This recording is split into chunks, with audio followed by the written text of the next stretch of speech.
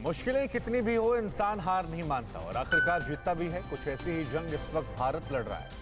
कौन सी नई दवा कोरोना मरीजों के लिए रामबाण बनने वाली है और महामारी से क्यों आपको और ज्यादा सतर्क रहने की जरूरत है, हम आपको दिखाते हैं। टॉप 9 हारेगा कोरोना में। कोरोना के इलाज के लिए विराफिन नाम की दवा को मंजूरी मिल गई है। बताया गया है कि इस दवा को खाने के 7 दिन बाद रिपोर्ट नेगेटिव आ गई और इसे कोरोना के इलाज में 91% कारगर माना गया है। देश के ड्रग्स रेगुलेटर ने शुक्रवार को इस बात की जानकारी दी। पश्चिम बंगाल की सरकार ने कहा है कि 26 अप्रैल से दिल्ली, उत्तर प्रदेश, मध्य प्रदेश, गुजरात और छत्तीसगढ़ से हवाई यात्रा करने वाले लोगों को कोरोना नेगेटिव रिपोर्ट देनी होगी। बंगाल सरकार का कहना है कि ये रिपोर्ट 72 घंटे से ज्यादा पुरानी नहीं होनी चाहिए। इन राज्यों में कोरोना की भयावह स्थिति को देखते हुए ममता सरकार ने ये फैसला लिया है। आंध्र प्रदेश सरकार ने राज्य में बढ़ते कोरोना संक्रमण के मामलों को देखते हुए आज से नाइट कर्फ्यू लगाने का फैसला किया है। प्रदेश में कोरोना के कुल मामले 10 लाख से भी ज्यादा हो गए हैं। पिछले 24 घंटे में आंध्र प्रदेश में कोरोना संक्रमण के 11,766 नए मामले सामने आए हैं, जबकि इस दौरान 38 लोगों की मौत महामारी से हो गई। कोरोना से ठीक हो चुके लोगों को भी सतर्क रहने की जरूरत है। विशेषज्ञों के मुताबिक वायरस से संक्रमित होने के बाद लोगों के लिए 6 महीनों में मौत का जोखिम ज्यादा रहता है। इनमें वो लोग भी हो सकते हैं जिन्हें कोरोना से संक्रमित होने के बाद भर्ती करने की जरूरत ना पड़ी हो। वॉशिंगटन यूनिवर्सिटी के स्कूल ऑफ मेडिसिन के रिसर्च ने ये खुलासा किया है।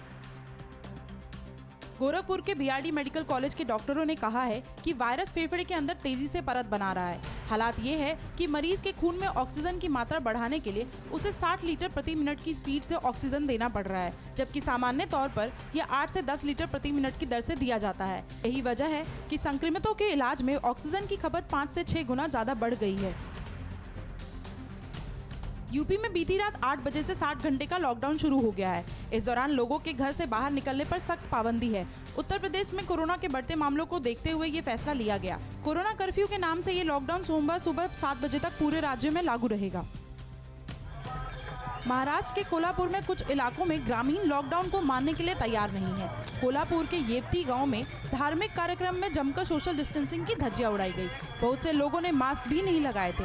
ये हाल तब है जब राज्य में धारा 144 लगी हुई है, लेकिन सैकड़ों लोग कार्यक्रम में इकट्ठा हुए और कोरोना गाइडलाइन की कोई परवाह नहीं की।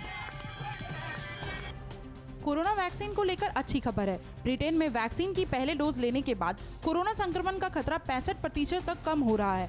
ब्रिटेन में हुई एक नई स्टडी में कहा गया है कि वहां लगाई जा रही ऑक्सफोर्ड फाइजर वैक्सीन की पहले डोज के बाद ही इन्फेक्शन का खतरा करीब 65% तक कम हो जाता है। भारत में भी पिछले दिनों वैक्सीन के ऐसे ही नतीजे सामने आए थे।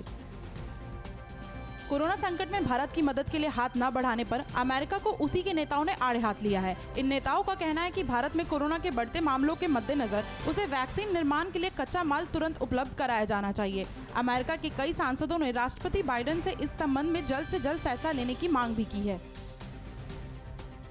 फिक्र आपकी, सोमवार से शुक्रवार रात 9 बजे सिर्फ TV9 भारतवर्ष पर।